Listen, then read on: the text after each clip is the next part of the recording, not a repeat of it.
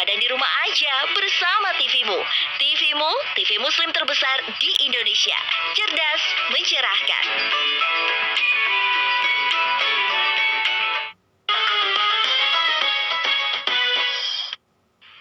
Pemirsa, sahabat TVmu, dimanapun Anda berada yang dirahmati dan cintai Allah Subhanahu wa Ta'ala, kita lanjutkan sirah nabawiyah pada saat ini tentang bagaimana gambaran masyarakat jahiliyah sebelum Rasulullah SAW dibangkitkan atau diutus oleh Allah Subhanahu wa Ta'ala.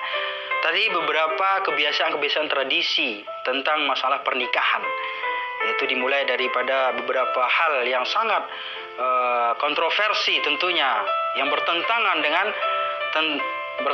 dengan ayat-ayat Allah Subhanahu wa Ta'ala dan juga tentunya dengan sunnah Rasulullah SAW. Dan pada segmen ini ada beberapa kisah dan juga beberapa tradisi di zaman jahiliyah yang sangat menarik, dan ini sebenarnya memperhatinkan bagi kita bahwa di zaman jahiliyah atau tradisi-tradisi di zaman jahiliyah, seorang bapak atau seorang keluarga itu sangat malu memiliki seorang anak yang bernama wanita atau perempuan. Jadi seorang keluarga atau seorang bapak, satu keluarga atau seorang bapak itu, mereka itu sangat malu dan merasa risih, dan bahkan memiliki seorang putri atau anak perempuan itu adalah merupakan aib di kalangan mereka. Maka sehingga mereka tidak segan-segan untuk membunuh anak-anak mereka, untuk membunuh, atau bahkan mereka itu dengan teganya, dengan sadisnya mereka itu mengubur hidup-hidup anak-anak daripada jenis kelamin perempuan atau yang dinamakan putri. Nah, inilah sahabat TVmu yang dirahmati Allah Subhanahu wa Ta'ala. Mereka itu merasa takut. Kenapa? Karena kalau anak perempuan lahir dan kemudian nanti menjadi besar, maka ini adalah merupakan suatu aib. Kenapa? Karena memang siapapun di kalangan Arab jahiliyah di saat itu, atau di kalangan laki-laki di saat itu yang mau memiliki putrinya atau anaknya itu, maka mereka itu harus rela dan mau mengorbankannya atau memberikannya. Maka oleh karena itu, ketika mereka memiliki putri atau melahirkan seorang putri, maka mereka itu merasa malu dan kemudian menguburkan hidup-hidup. Dan bahkan Sayyidina Umar bin Khattab pun pernah mengubur anaknya hidup-hidup, na'udzubillah, summa na'udzubillah misalnya. Dan di sisi lain, kenapa mereka itu tidak mau memiliki putri atau seorang anak perempuan? Karena mereka itu merasa bahwa memiliki anak perempuan itu adalah merupakan kesialan. Kesialan itu mereka itu bahkan menyembunyikan bagi orang-orang yang tidak boleh membunuh anak-anak kita.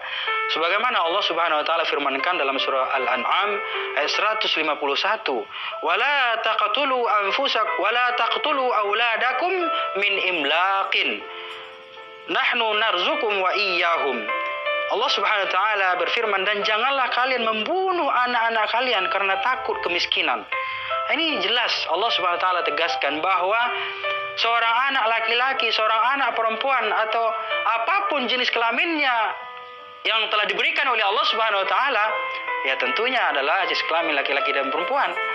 Ya, tidak ada diberikan jenis kelamin yang lain tentunya gitu kan. Dan ketika Allah Subhanahu wa Ta'ala memberikan anak maupun laki-laki dan perempuan, tidak ada atau tidak bisa mengakibatkan kesialan atau kemiskinan dalam kehidupan kita.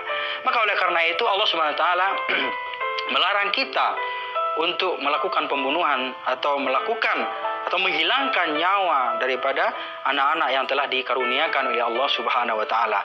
Karena apa? Karena Allah Subhanahu wa Ta'ala, nahnu narzukukum wa iyyahum, dan Allah Subhanahu wa Ta'ala lah yang akan memberikan rezeki kepada kita dan kepada mereka.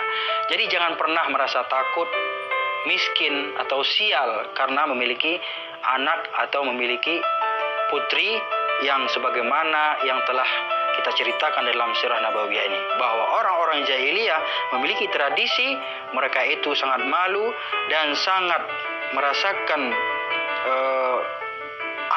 takut aib di dalam keluarganya, sehingga mereka rela menghilangkan nyawa ataupun membunuh anak-anak mereka.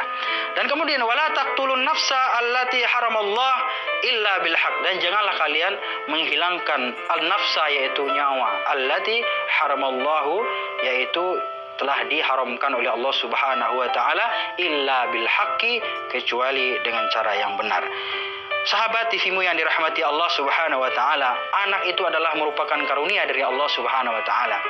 Maka anak adalah merupakan karunia yang diberikan oleh Allah Subhanahu wa taala, maka hendaklah kita jaga anak-anak kita. Kita didik anak-anak kita. Jangan sampai anak-anak yang telah dititipkan oleh Allah Subhanahu wa taala kita telantarkan. Kita tidak berikan pendidikan yang layak. Kita tidak berikan kehidupan yang layak, pakaian yang layak, dan juga kita tidak berikan makanan-makanan yang halal yang berasal dari sesuatu yang telah ditentukan oleh Allah Subhanahu wa taala. Oleh karena itu Rasulullah SAW mengatakan, man nabata kalam minal harami fannaru aulabih.